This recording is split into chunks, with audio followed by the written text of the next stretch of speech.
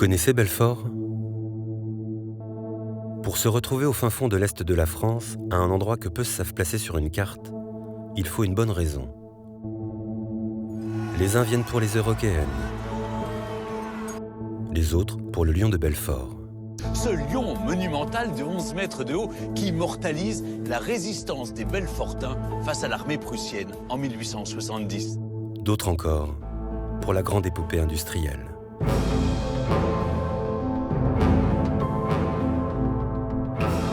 Ici, à Belfort, deux géants de l'industrie font battre le cœur de tout le territoire et rayonnent à travers le monde grâce à leurs bijoux technologiques, Alstom et General Electric.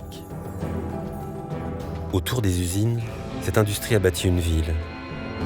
Des générations d'ouvriers, de techniciens et d'ingénieurs perpétuent une tradition vieille de plus de 140 ans. Un savoir-faire transmis ici, sur les bancs des écoles d'apprentissage, des universités et des laboratoires de pointe où sont formés celles et ceux qui demain reprendront le flambeau.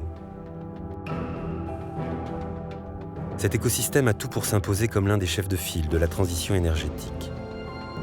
Pourtant, il risque de mourir. À Belfort, un drame se profile. La disparition d'une tradition de haute technologie. Certains se sont résignés, d'autres ont décidé de se battre.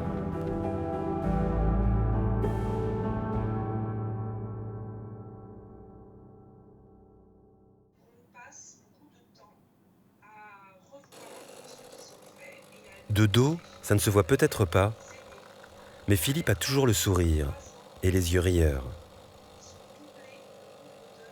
Ah oui, et au fait, il parle vite, très vite. Pourquoi je fais ça ? Pourquoi je me bats comme ça ? Il faut bien qu'il y en a qui le fassent. Moi, j'aime soutenir des causes justes et je pense que tout l'avenir de notre territoire dépend de l'industrie. C'est 130 ans d'histoire, c'est tout le tissu économique qui dépend de notre industrie en fait. Philippe a 40 ans tout juste et il ne fait pas les choses à moitié. Père de famille, il a 5 enfants. Trompettiste, il joue dans différentes jazz bands. Syndicaliste, il multiplie les casquettes. Donc pour ma part, Philippe Petit-Colin, donc moi je suis secrétaire du CSE Turbine à Gaz à Belfort, coordinateur CFGC pour les 8 entités General Electric à Belfort, et secrétaire adjoint du comité de groupe européen. C'est pour ça que j'interviens. Pour moi, on est Aux côtés de Philippe, Alexis. Alexis est un militant né. Ingénieur, il préside bénévolement une association qui gère un restaurant végétarien. Il a participé aux dernières élections municipales et est encarté chez Sud Industrie. Belfort sans industrie, ça devient une friche industrielle, ça devient un ghetto économique. Je ne suis pas belfortin, mais au bout de 15 ans, moi, je suis attaché à ce territoire-là. Il y a plein de belles choses. Et j'ai pas envie de voir Belfort devenir une friche. En tant que citoyen, nous avons notre mot à dire. Qui mieux que des salariés de l'industrie peuvent parler de l'industrie ? Alexis et Philippe sont ingénieurs chez General Electric, le mastodonte américain qui fabrique les plus grosses turbines du monde. Alexis en a d'ailleurs filmé une qui passait juste sous ses fenêtres. Recouverte d'une bâche, ça n'a l'air de rien. Mais cette turbine neuf achat fournit suffisamment d'énergie pour éclairer une agglomération comme Strasbourg. Nous sommes des experts de l'industrie. Nous sommes des intégrateurs. Ça fait 50 ans, 60 ans qu'on construit des centrales électriques. Alors des centrales à charbon, des centrales à gaz, des centrales nucléaires. On a cette capacité-là, cette connaissance-là, ce savoir-faire qui est unique. J'ose le dire, c'est un savoir-faire unique d'assembler tout un tas de différents dispositifs mécaniques, électriques, électroniques, d'en faire quelque chose de cohérent. Les éléments pionniers de l'équipement électrique français ont été fabriqués ici, dans les ateliers d'Alstom. D'Alstom, on connaît le TGV. On connaît moins la turbine à vapeur la plus puissante du monde qui équipe les réacteurs des centrales nucléaires françaises, l'Arabelle. Premier fournisseur de centrales clés en main, Alstom appareille une centrale sur 4 dans le monde. Mais l'entreprise cumule les difficultés financières et les poursuites pour corruption. En 2014, elle cède sa branche énergie à l'américain General Electric. L'État français valide la vente du fleuron qui a contribué pendant des décennies à assurer l'indépendance énergétique du pays. Pour endiguer le tollé suscité par cette affaire, l'Américain déploie tout son soft power. General Electric fait partie intégrante du paysage français depuis plus de 100 ans. Ensemble, nous nous engageons à créer des milliers d'autres matins, faits d'emploi, d'innovation et de croissance. Mais loin des lendemains radieux promis par General Electric en 2014, Philippe, Alexis et plusieurs de leurs collègues comprennent que le pire est à venir. Le décompte est lancé, il s'accélère au printemps 2019. Bonsoir, merci d'être avec nous. Bienvenue dans le 20h de France 2. Voici les titres de ce journal. General Electric va supprimer plus de 1000 postes en France, principalement à Belfort. 800 suppressions de postes, la moitié des effectifs. La traduction pour nous, c'était une fermeture à moyen terme du site. On ne pouvait pas l'accepter. Ce plan de licenciement n'est que le premier d'une longue série. Pour Alexis et Philippe, c'est l'heure de passer de la théorie à la pratique.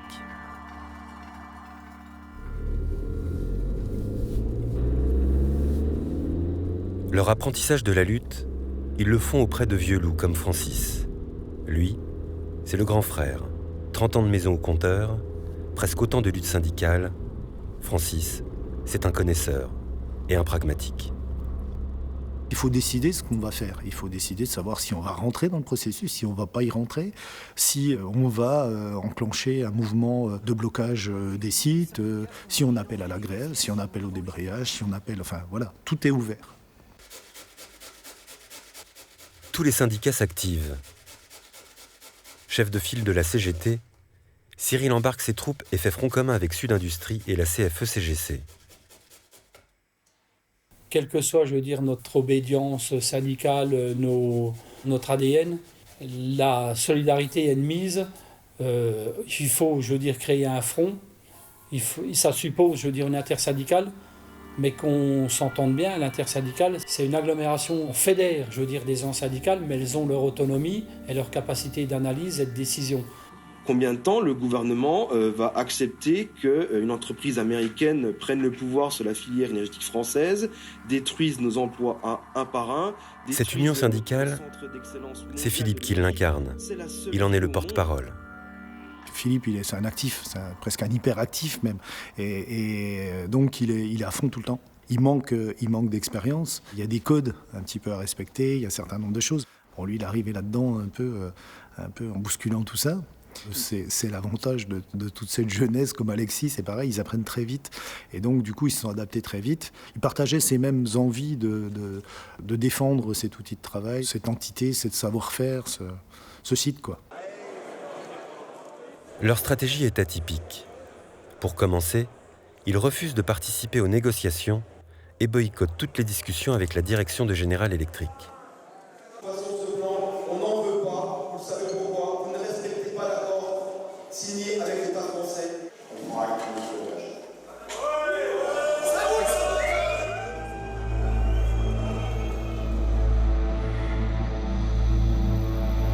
À Bercy, le dossier est suivi de près par le ministre de l'économie Bruno Le Maire, qui se rend à Belfort quelques jours après l'annonce des licenciements par General Electric.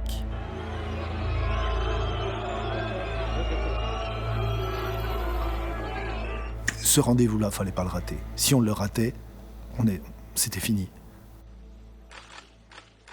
Quand j'ai rencontré toute l'intersyndicale, on sent une certaine colère parce qu'il y a des engagements qui n'ont pas été tenus. On sent beaucoup d'inquiétude. Et on sent aussi un travail technique très approfondi. Moi, ce qui m'a frappé la première fois que j'ai eu cette réunion dans une salle de GE à Belfort, c'est la qualité du travail technique qui avait été fait par les syndicats. Il devait passer une demi-heure avec nous. Je crois qu'on a passé 2 heures avec lui. Il reste 2 heures et à chaque fois qu'il émet un argument, on lui explique par A plus B que ce n'est pas du tout la réalité, que l'argument, les 2-3 arguments que le General Electric lui a mis sur la table ne tiennent pas la route une seconde. Moi, j'étais arrivé avec un certain nombre d'éléments techniques. Et puis, j'ai vu des syndicats qui présentaient d'autres arguments techniques très convaincants, me disant, mais sur le gaz, vous voyez, voilà l'état du marché, il y a des perspectives, il ne faut pas abandonner. Sur le nucléaire, voilà pourquoi nous estimons que c'est la meilleure option. Donc tout ça est un travail technique très approfondi. Moi, je ne le cache pas, ça m'a scotché. Nous allons travailler dans les semaines qui viennent avec les représentants des salariés. Philippe, Francis et leurs camarades remportent une première manche. La suivante se joue dans les rues de Belfort, imprégnée de la mythologie locale. Venez passer quelques jours à Belfort et vous connaîtrez vous aussi l'histoire du lion sculpté par Bartholdi, symbole de la résistance des Belfortins qui ont tenu 103 jours face aux armées prussiennes. Un mythe fondateur dont la miniature trône en bonne place dans le bureau du maire de Belfort, Damien Meslot. Damien Meslot a passé 15 ans comme député à l'Assemblée nationale. Ça apprend le métier et le sens de la formule.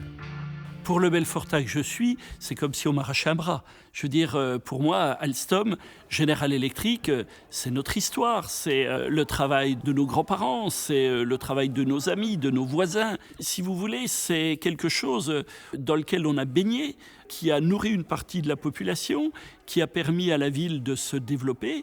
Et c'est pour ça que ce que je ressens là, beaucoup d'autres élus qui sont de Belfort le ressentent. C'est les nôtres qui sont concernés.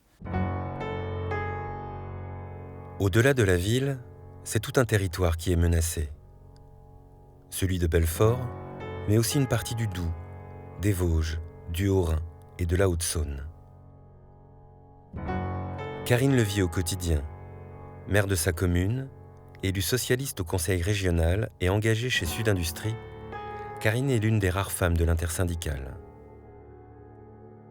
Je pense que syndicalement, on a une obligation de résultat pour l'avenir de General Electric. Parce que si on n'y arrive pas, c'est tout un territoire qui va mourir. Moi, je suis maire de mon village. On a environ une vingtaine de familles qui travaillent à General Electric. 20 familles sur un village, c'est énorme. 20 familles, c'est derrière 2 ou 3 enfants par famille. On a rouvert une classe, ça fait 2-3 ans. Cette classe, elle a aussi été ouverte parce qu'il y avait ces emplois sur le territoire. Si les emplois disparaissent, les classes ferment. Si les emplois disparaissent, les commerces ferment. On vient d'ouvrir un magasin dans la commune. Je pense que ce magasin, si on perd 10%, 20% de la population, il meurt. L'influence de Karine, Philippe, Alexis et leurs camarades réside dans leur mode d'action. À force de chercher un moyen de pression sur le gouvernement, ils mettent la main sur un document hautement confidentiel auquel des syndicalistes n'ont généralement jamais accès. L'accord signé en 2014 lors de la vente de la branche énergie d'Alstom à General Electric. À l'époque, les discussions étaient supervisées par celui qui, entre-temps, a été élu président de la République, Emmanuel Macron. Dans ce document, l'Américain prenait des engagements fermes envers l'État français. On s'est rendu compte que GE s'engageait sur 10 ans à maintenir, voire développer, ses activités industrielles. Mais relocaliser les centres de décision ailleurs que Belfort, c'est pas développer ou maintenir l'activité, ça va même à l'encontre des accords de 2014. Il y a une clause qui dit que Belfort doit rester le centre mondial 50 Hz et que les équipes mondiales de direction doivent être logées à Belfort. Maintenant, toutes les décisions stratégiques du groupe sont prises en Suisse ou aux États-Unis ou par des Américains en Suisse. Donc, on a dû dénoncer ça. C'est devenu notre arme qui a pu créer le rapport de force. Il passe à l'acte le 7 octobre 2019 et porte plainte contre l'État français.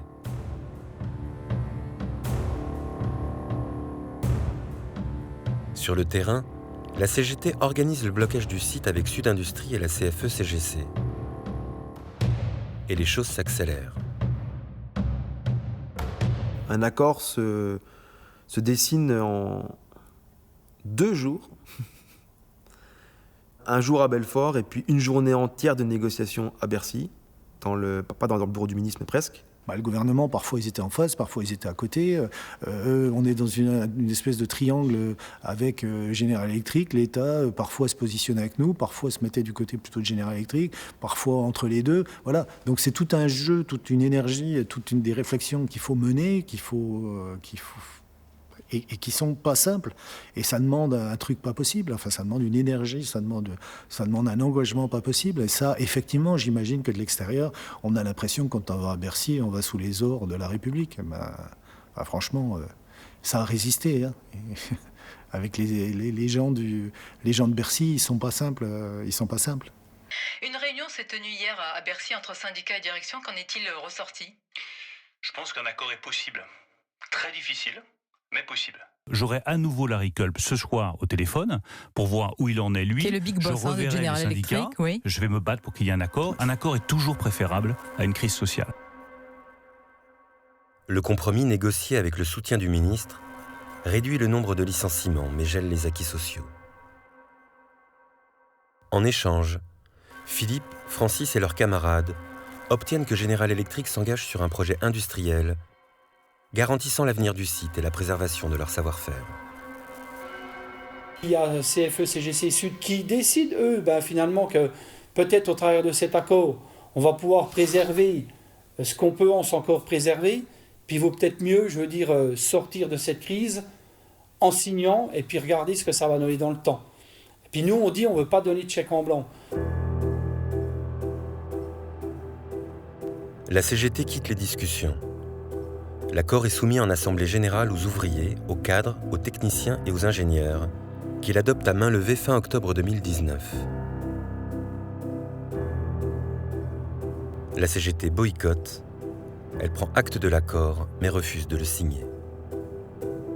Philippe, qui représente la CFE-CGC, et Francis, le leader de Sud Industrie, signent l'accord.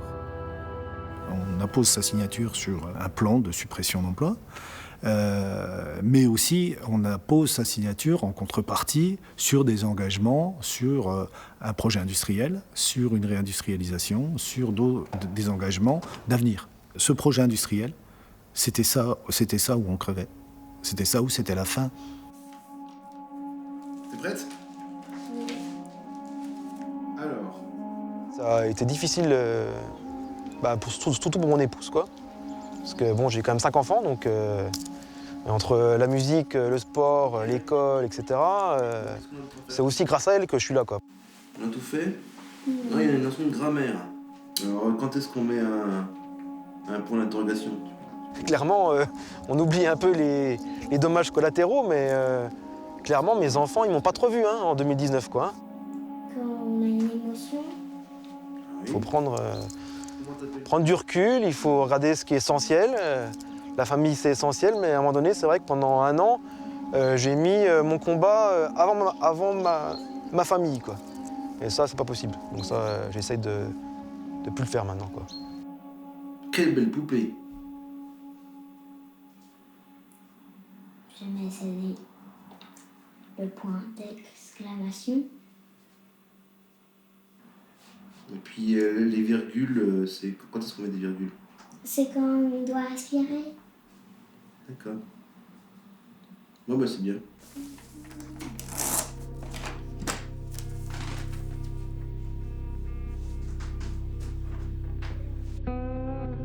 Francis est l'un de ceux, nombreux, dont l'emploi a été supprimé par General Electric dans le cadre de ce plan.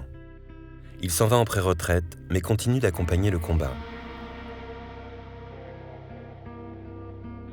Pour les enfants du Lion, le plus dur commence maintenant. Ils doivent élaborer des pistes de diversification industrielle. General Electric doit les financer et le gouvernement en contrôler le bon avancement. Les Belfortins se sont battus pour ce projet industriel. En contrepartie, ils retirent leur plainte contre l'État français. Ils ont 1 an pour réussir, alors qu'une chape de plomb va s'abattre sur le monde.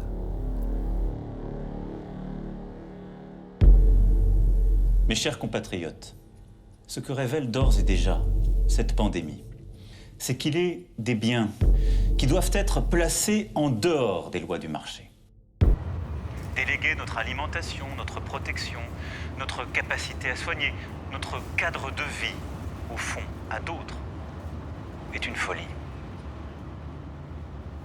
La pandémie impose au premier plan l'importance de la souveraineté industrielle. Elle est au cœur du combat des Belfortins et désormais des grands discours politiques.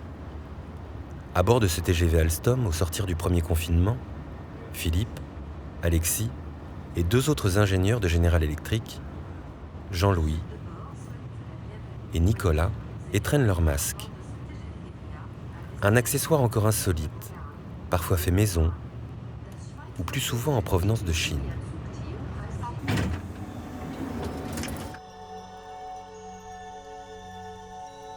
Ce matin, ils sont attendus au ministère de l'économie pour le comité de suivi organisé tous les 2 mois.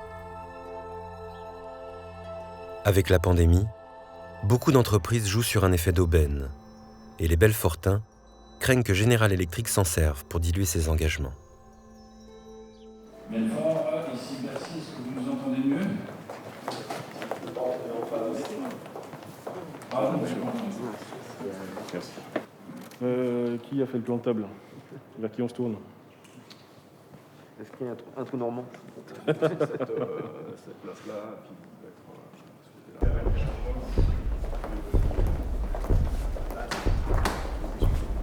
je sais pas, mettez-vous d'un côté là.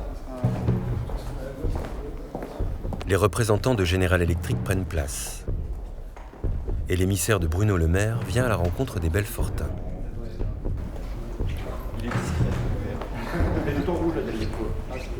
Du côté de General Electric, c'est silence dans les rangs. C'est la première et la dernière fois que nous les verrons. Ils ont refusé de nous rencontrer. Visiblement mal à l'aise, l'un de leurs dirigeants tente de s'effacer le plus possible alors que l'envoyé du ministre lance tout juste les discussions. Et donc je suis content qu'on puisse être ensemble pour ce 4e comité de suivi concernant les accords qu'on avait trouvés en octobre. C'est un point d'étape important puisque c'était celui qui devait nous permettre de constater le bon avancement du projet industriel et on espérait de valider un certain nombre de décisions. Je crains que ça ne puisse pas être encore le cas aujourd'hui, en toute transparence. Après 2 heures de discussion, les axes de diversification du projet industriel sont validés. General Electric doit désormais annoncer le montant du financement. Allô, bonjour, Philippe Petit-Colin. Je vous rappelle. Mais les Belfortins restent vigilants. Pour mettre toutes les chances de leur côté, ils ne négligent aucune piste.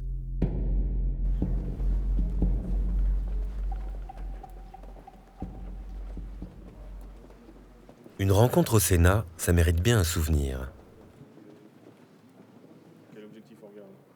Et devinez qui a demandé la photo.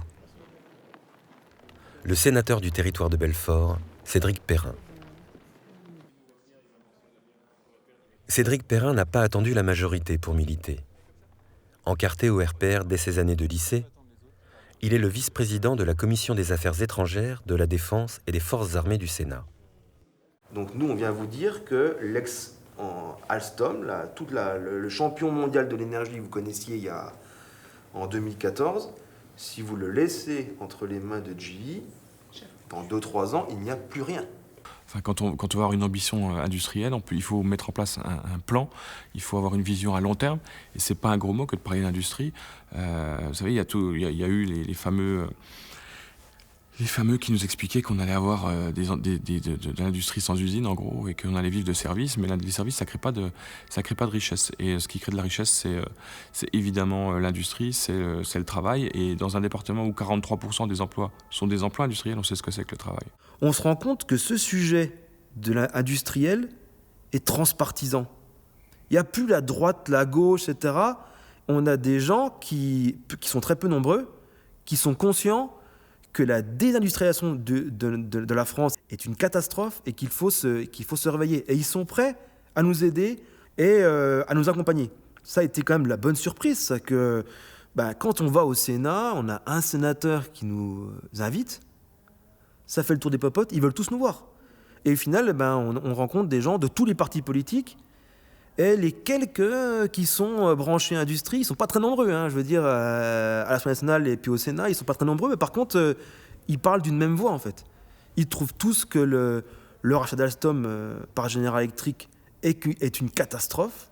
On leur explique que le danger est encore beaucoup plus grand que ce qu'on pourrait croire et qu'il est grand temps de réagir avant qu'il ne reste plus rien, quoi.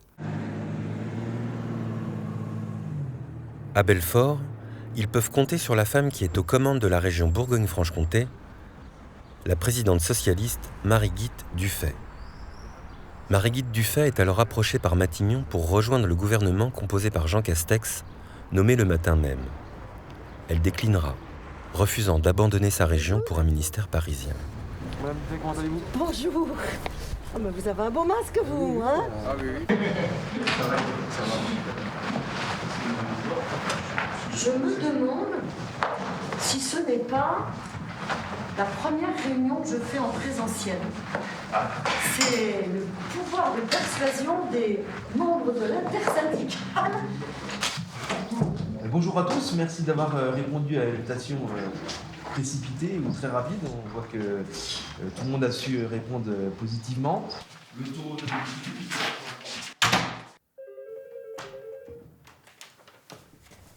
Le QG de Marie-Guite Dufay se trouve à Besançon. La ville natale de Victor Hugo et des Frères Lumière, les inventeurs du cinématographe qui s'en disputent la paternité avec Thomas Edison, le fondateur de General Electric.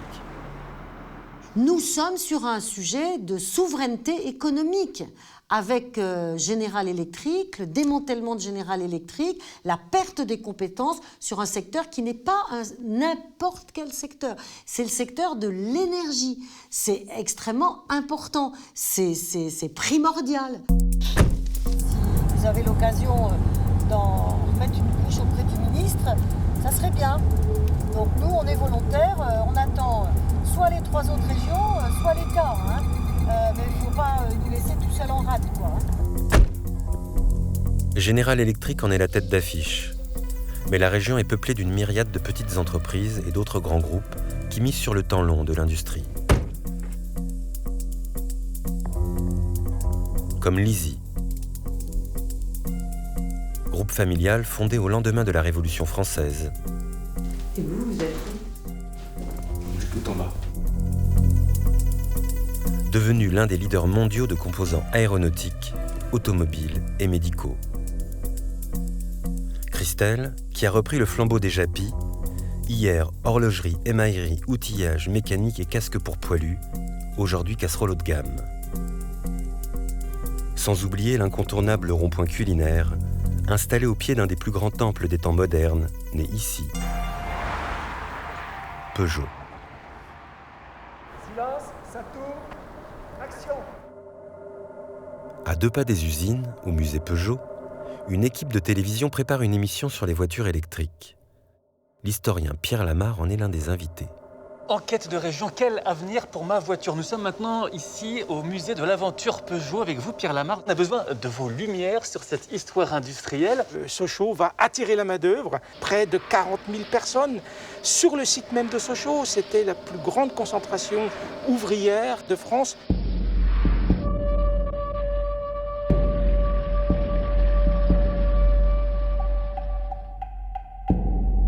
Pierre Lamarre n'est pas seulement archéologue industriel, il est aussi directeur adjoint de l'UTBM, l'université de technologie installée sur le site historique d'Alstom à Belfort. L'UTBM est une école d'ingénieurs à la base et l'une des plus importantes que compte le pays. Et nous diplômons plus de 600 ingénieurs annuellement. Je transforme tout mon surplus du surplus, j'appelle ça, d'accord? Je le transforme tout en hydrogène et je l'utilise qu'à partir du mois de novembre. Et c'est au mois de novembre que je retransforme, que j'utilise mon hydrogène stocké. Donc nous comptons tout à la fois des grands comptes, directeur du centre d'Alstom, représentant de General Electric, représentant de PSA, avec le site de Sochaux, mais également des ETI, également des PME qui sont représentés au sein du conseil d'administration. On est aujourd'hui un peu plus de 400 personnels, donc il y a différents laboratoires, plus de la moitié des personnels sont des enseignants-chercheurs, avec des thématiques très diverses, très variées, qui vont de l'hydrogène à l'informatique, l'intelligence artificielle. Et donc, voilà, forcément, on a des contacts, on a des réseaux, des maillages qui permettent de mettre en relation assez facilement les uns et les autres. Je suis un ancien de l'UTBM, donc je connais bien les profs de l'UTBM, les dirigeants. On a des gens dans notre syndicat qui sont très proches d'eux, qui donnent des cours à l'UTBM, qui ont des relations avec eux. Mais ce n'est pas suffisant. Ça, c'est vraiment un maillage qu'il faut construire davantage, qui existe, mais qui n'est pas, à mon avis, suffisamment fort. Le poumon industriel de la région Bourgogne-Franche-Comté, il est là, à Belfort et à Montbéliard. C'est Montbéliard-Belfort. Hein. Et l'industrie de notre région, elle va du Creusot à ce poumon industriel, en passant par Dijon, agroalimentaire et santé, et Besançon, microtechnique. Mais le poumon, il est Montbéliard-Belfort. Et que devient la région lorsque l'un de ses poumons s'essouffle? Quel avenir pour General Electric à Belfort? Ce matin, on apprenait que le groupe va à nouveau tailler dans ses effectifs un plan social massif autour de la branche hydroélectricité, celle qui produit les turbines pour les barrages. En septembre 2020, ce sont les barrages hydroélectriques. 2 mois plus tard, le groupe coupe dans son secteur nucléaire. Les ingénieurs sont dans le viseur. Philippe le résume ainsi. Sur le prix total d'une centrale, la main-d'œuvre ouvrière turbine à gaz ne représente que 1%. Hier, les ouvriers faisaient office de variable d'ajustement. Aujourd'hui, ce sont les ingénieurs. Le nouvel Eldorado de General Electric se trouve en Inde, avec ses ingénieurs ultra performants à des prix défiant toute concurrence. And be a part of the GE India growth story. Inde, Mexique, Hongrie, la globalisation suit sa propre logique. Elle atomise les équipes et éparpille les expertises. Pour le monde de la finance, le bénéfice est immédiat. Les conséquences industrielles de cette dérive ne se verront que plus tard. Pour le secteur de l'énergie, c'est une bombe à retardement. Et pour Belfort, la mort annoncée de son savoir-faire. Quel pays a une frontière commune avec la Franche-Comté? Vous m'avez répondu l'Allemagne et c'est la Suisse. Ah oui, d'accord, oui, c'est la Suisse. Alors, plein de bisous, Fabienne, à bientôt sur France de Belfort Montbéliard.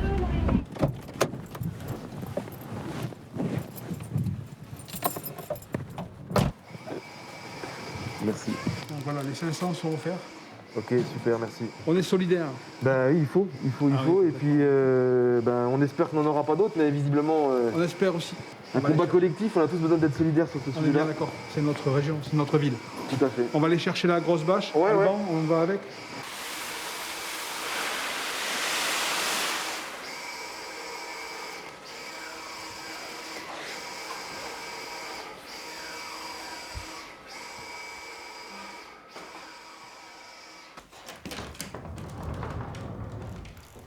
Toutes les volontés sont bonnes à prendre.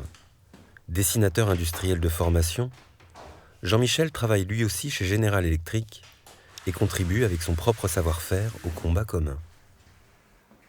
Pour illustrer notre lutte pour défendre l'industrie de Belfort, et donc Belfort, l'histoire de Belfort et puis le symbole de Belfort, c'est le lion. Donc on en a discuté avec d'autres collègues des syndicats et puis l'idée m'est venue de faire ce t-shirt. Alors, voilà, donc ça c'est le prototype avec donc Belfort sort ses griffes. Donc on voit qu'il retient General Electric, mais en fait ça symbolise toute l'industrie à Belfort. Voilà, donc ça c'était le premier. Et puis ensuite, on l'a décliné, on l'a fait en plusieurs centaines d'exemplaires, plusieurs milliers peut-être, je ne sais pas exactement. Donc voilà, ça donne ça. Et puis à l'arrière, pour l'avenir du territoire. Inventeur de génie, Thomas Edison, le fondateur de General Electric, a créé l'ampoule à incandescence et grand amateur de cornets acoustiques, nous a offert le phonographe, précurseur du gramophone.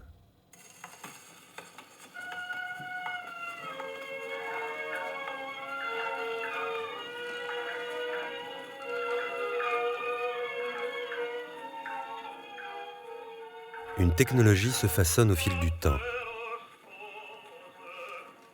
C'est le fruit de la patience et de l'amour du travail bien fait, d'erreurs parfois et d'investissements tout le temps. C'est un savoir-faire transmis de génération en génération qu'ingénieurs, techniciens et ouvriers perfectionnent, geste après geste.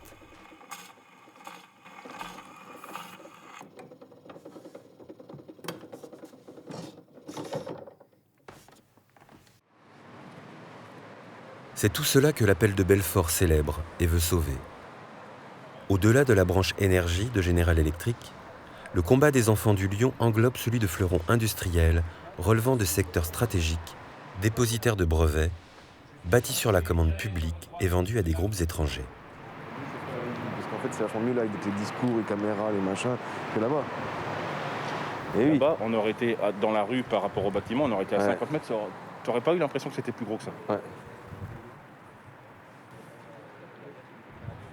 Vous attendez du monde là, cet après-midi? J'espère qu'il y aura du monde. J'espère, parce que moi je ne suis pas très confiante. Avec le Covid, je ne suis pas très confiant non plus. Je suis pas très confiante parce que je sens les gens autour de moi démobilisés.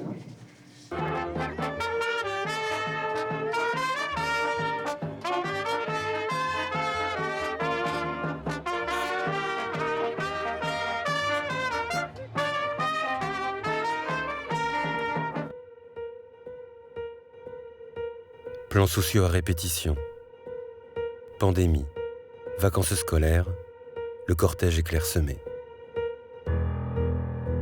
Les turbines de l'Alstom font tourner la ville de Belfort. Ce qui a surpris d'abord, Hier, c'est la rapidité du... ingénieurs ou ouvriers, on était des Alstom avant tout. On manifestait ensemble pour conquérir des droits et des augmentations de salaire.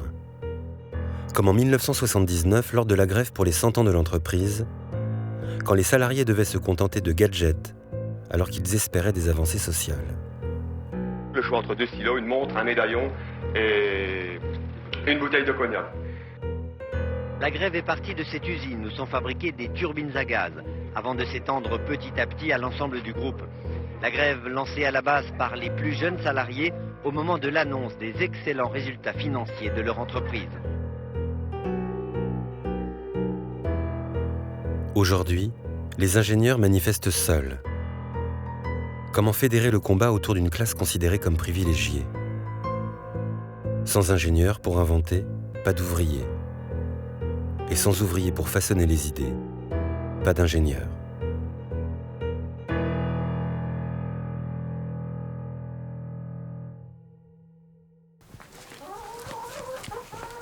Donc là, elles ont leur préau. Voilà. Jean-Louis est un ingénieur né. Leader innovation chez General Electric, Jean-Louis porte un soin tout particulier à ce qu'il conçoit, comme ce poulailler dernier cri dont il a programmé la carte informatique selon les éphémérides. Donc le système, il y a une batterie qui est ici. La batterie est rechargée par le panneau solaire. Mais une demi-heure après le coucher du soleil, on a programmé pour que ça se ferme automatiquement, comme ça elles sont protégées des prédateurs. Donc voilà le confinement, à quoi ça sert. Notre vocation à nous, ingénieurs et techniciens, c'est d'inventer le monde de demain. C'est pour ça qu'on a été formés, c'est notre travail. Notre travail, c'est pas de faire gagner des millions à des grosses boîtes qui les dilapident. C'est inventer des choses et les faire fonctionner, quoi. C'est ça notre boulot. C'est comme si on était boulanger et puis qu'on nous disait non, tu feras plus de pain. C'est pareil. Donc on ne peut plus faire ce pourquoi on est fait. On doit créer des choses. Mais là, il n'y a rien qui se crée. C'est plutôt la destruction continue. Voilà ce que c'est créer. Après, ça fonctionne. On le pense, on On le conçoit, on le dessine et puis on le construit. La vie est simple. La vie est simple. Mais non, là, on ne peut même pas faire ça. Donc ça, c'est rageant. Donc il faut qu'on trouve une alternative.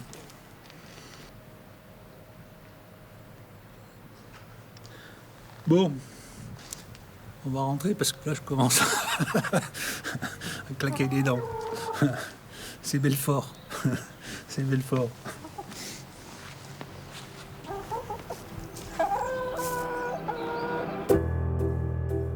Au tournant des années 80, la France a choisi la finance et les services au détriment de son industrie.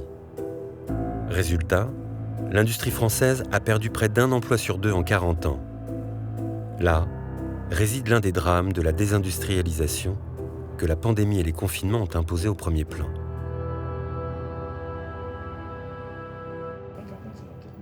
C'est contre cette mécanique que se battent les Belfortins. Vous participez désormais à la conférence. Merci. Bonjour.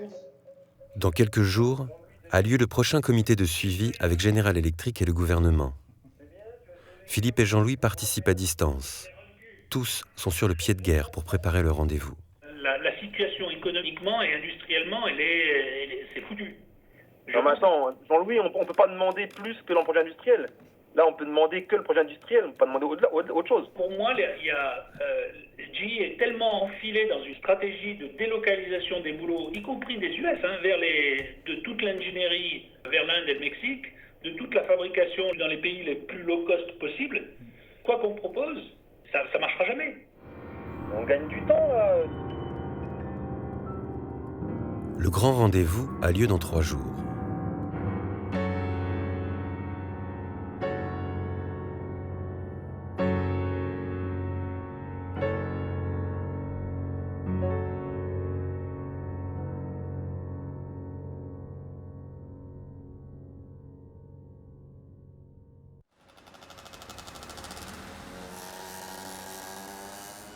Confinement oblige, le comité de suivi entre Paris et Belfort a lieu en visioconférence depuis la préfecture.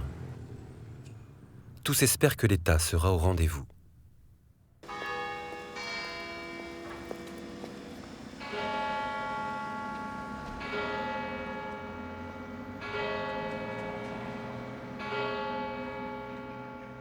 Mais plus d'1 heure après le début des discussions, Jean-Louis et Nicolas ont pris leurs affaires et sont partis au beau milieu de la réunion. C'est à devenir fou. Moi, ça me rend malade. Donc voilà, au lieu de s'énerver et d'insulter la terre entière et de se choper un nucléaire, il était préférable de quitter la réunion. Je ne comprends pas. Il faut regarder les choses en face. C'est-à-dire que GE n'a plus aucune intention de maintenir une activité importante en France et d'une façon plus importante en Europe. Qu'est-ce qu'on fait en face de cette situation ?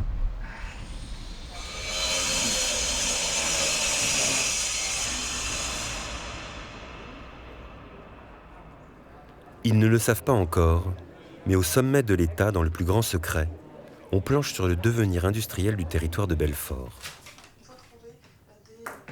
Le député européen Christophe Grudler, membre de La République En Marche, est tenu informé de ce que prépare le gouvernement. Il briefe sa chef de cabinet. Aujourd'hui, on est vraiment dans un système où il y a de vraies perspectives pour le site industriel de Belfort, mais il ne faut pas les annoncer tout de suite. J'ai parlé de ça avec le gouvernement notamment. Je pense que si on annonce aujourd'hui des bonnes nouvelles en termes de redéploiement industriel sur Belfort, General Electric va dire c'est bon, hein. D'autres font, moi je lève le pied et je me désengage. Je préfère qu'on attende, quitte à encore avoir quelques mois, semaines à passer, on va dire. Mais bon, et puis je comprends aussi l'impatience. Les salariés, ils veulent savoir de quoi demain est fait. L'eurodéputé belfortin connaît les salariés de General Electric. Il a reçu l'un des leurs à sa permanence quelques semaines plus tôt. Parce que quand on rencontre un politique et qu'on lui donne un package prêt à l'emploi, c'est du pain béni pour lui. Le travail est prêt, il n'a plus que lui à prendre le dossier et à le porter. Merci, Monsieur le Président Buzoy. Chers collègues, je suis très heureux de vous présenter ce projet de rapport sur l'intégration des systèmes énergétiques. Je l'ai réalisé d'abord en accord avec l'objectif de neutralité climatique d'ici 2050.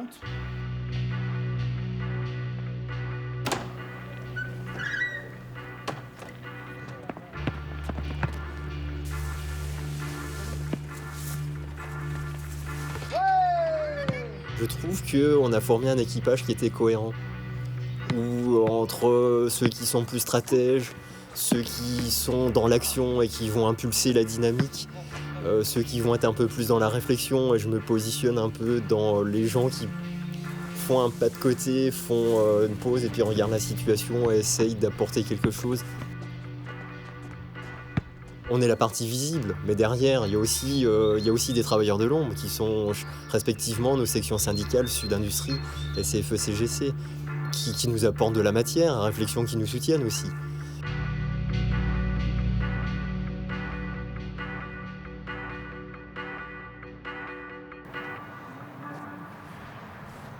Au cœur de la polémique, de part et d'autre de l'Atlantique.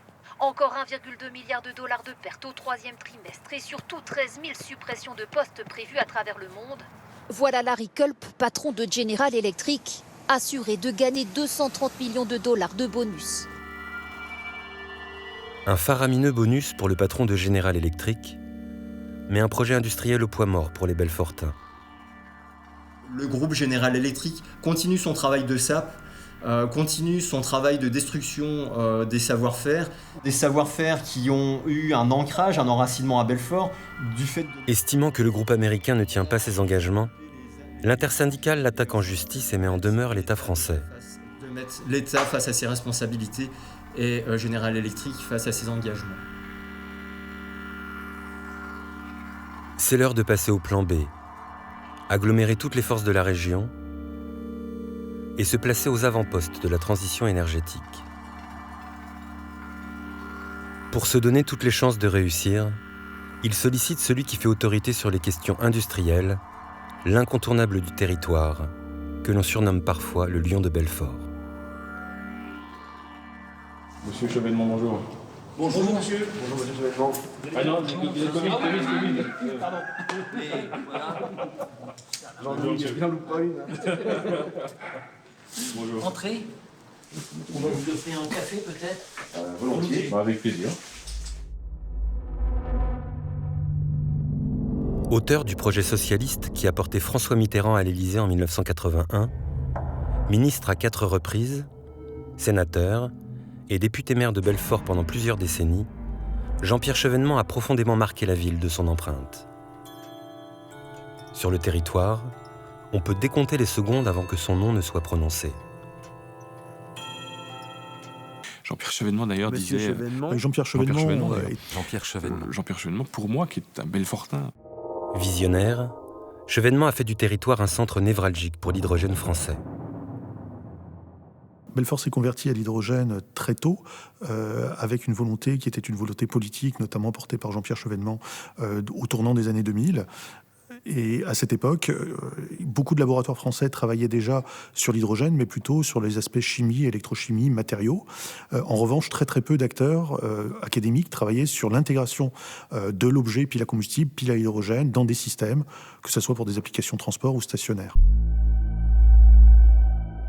Premier atome apparu dans l'univers, l'hydrogène est l'élément le plus léger d'entre tous. C'est le carburant des étoiles, du moteur alimentant le lanceur de la fusée Ariane 5 et des anciens Zeppelin.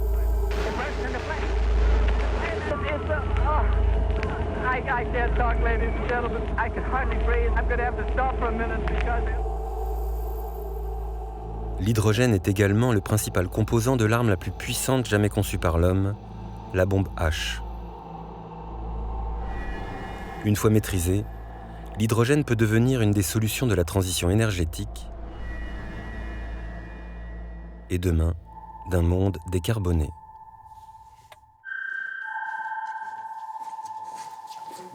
À l'abri des portes sécurisées de la plateforme, le FC Lab finalise un prototype. Le projet Récif est un système de climatisation couplé avec une pile hydrogène. Chargé dans un conteneur, Récif est en partance pour Tahiti. Les derniers tests sont effectués par la start-up H26 et l'équipe du FC Lab dirigée par Marie-Cécile Perra.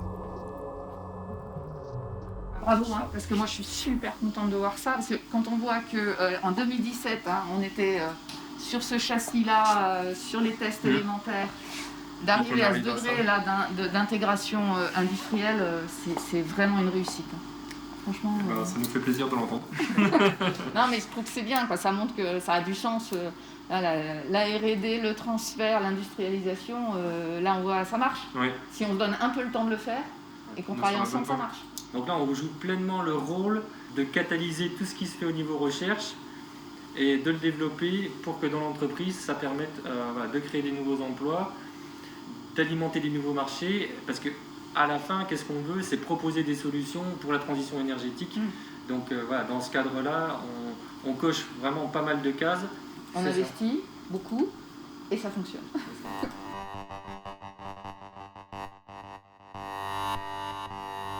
Nous, on va pas développer des électrolyseurs ou des réservoirs d'hydrogène.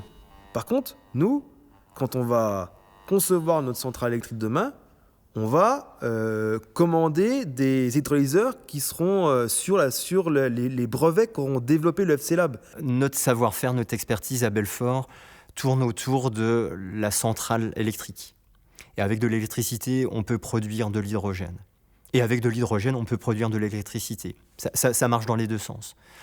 Donc, notre carte à jouer à Belfort, elle se situe autour de la centrale hybride électrique-hydrogène. C'est ainsi que Philippe et Alexis, rejoints par d'autres bonnes volontés, créent un incubateur, Apsis, avec un P. Apsis veut rassembler tous les savoir-faire industriels de la région et rêve de créer pour les 50 ans à venir un centre mondial de l'énergie et de la transition énergétique. Mais avant d'en arriver là, ce sont des heures de bénévolat, prises sur leur temps libre, en dehors de leur temps de travail chez General Electric. Alors, un menu enfant, tacos, nuggets, ketchup. Des heures et des heures passées en conférences téléphoniques ou en visio, en réunions interminables dans des pièces sans lumière naturelle, à rencontrer dans des salles moches des chefs d'entreprise, des administratifs, des politiques, des scientifiques, à expliquer et réexpliquer encore qui ils sont, ce qu'ils font et ce qu'ils rêvent de faire.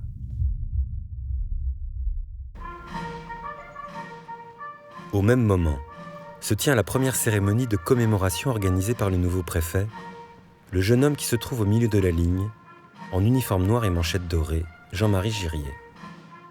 Ne vous fiez pas à son jeune âge.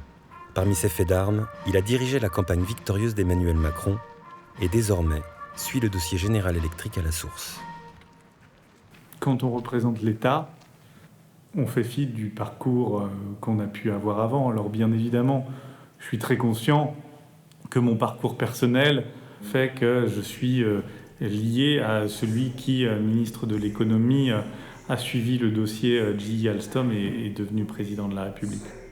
Sur le territoire de Belfort, l'État, c'est lui. La chance de ce territoire, c'est son excellence académique. Ici, on est dans l'application. On a des gens qui font, qui parlent au monde économique.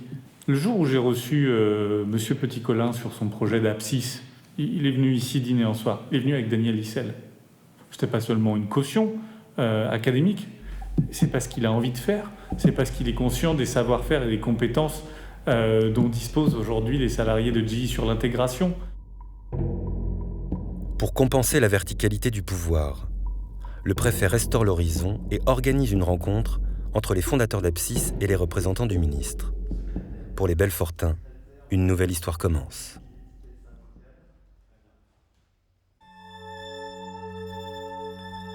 Printemps 2021. À Bercy, on tente de concilier les contraires. La légitimité de la lutte des Belfortins d'un côté, de l'autre, les 13 000 emplois que représente General Electric en France. La position du gouvernement est relativement simple. Notre intérêt collectif, celui des syndicats, celui des salariés, celui de GE, celui de l'État, celui des territoires français, c'est qu'on travaille bien ensemble. Alors bien sûr, il peut y avoir des frictions. Quand des engagements ne sont pas respectés, je le dis très fermement. Quand GE ne respecte pas ses engagements, je les rappelle à ces engagements en leur disant « Vous n'avez pas respecté ce point-là, il faut que nous progressions ». Et on avance progressivement dans un état d'esprit que je qualifierais de constructif. Je ne reproche pas à un salarié qui est menacé de chômage de se défendre. C'est normal. Mais de l'autre côté, ma responsabilité, c'est de faire comprendre qu'il y a des réalités économiques, qu'il faut qu'il y ait un marché, sinon ça ne sert à rien d'entretenir une entreprise s'il n'y a pas de marché derrière. Et donc c'est dans ce dialogue-là, qui est toujours un dialogue ferme, mais constructif, qu'on arrive à trouver la bonne voie de passage. Et je pense que c'est ce que nous sommes en train de faire chez GE. Les enfants du Lion n'en ont pas conscience.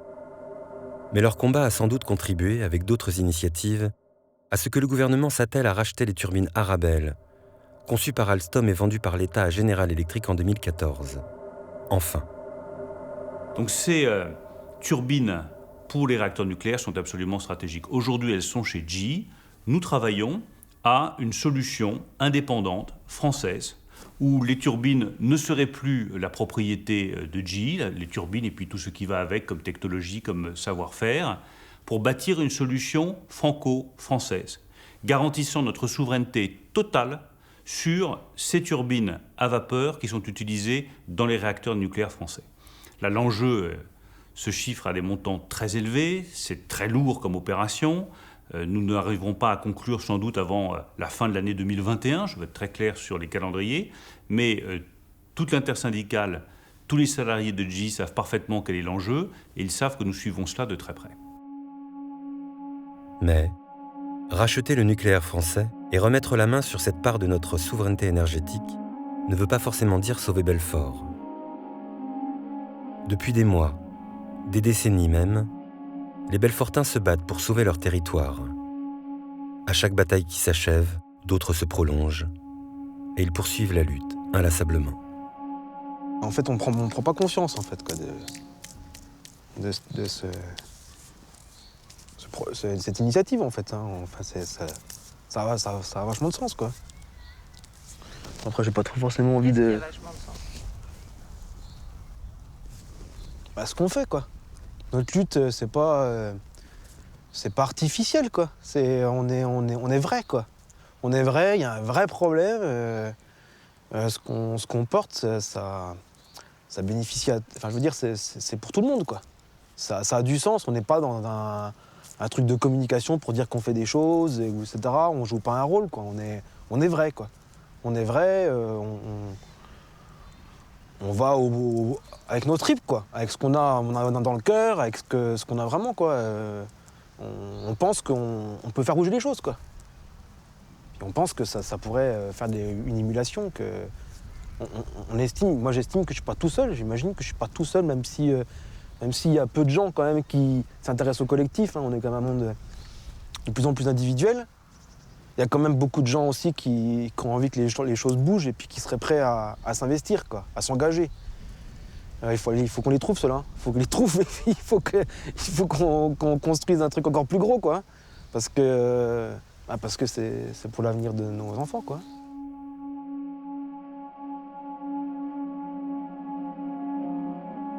Les enfants du Lion sont un symbole. Celui du combat pour le bien commun.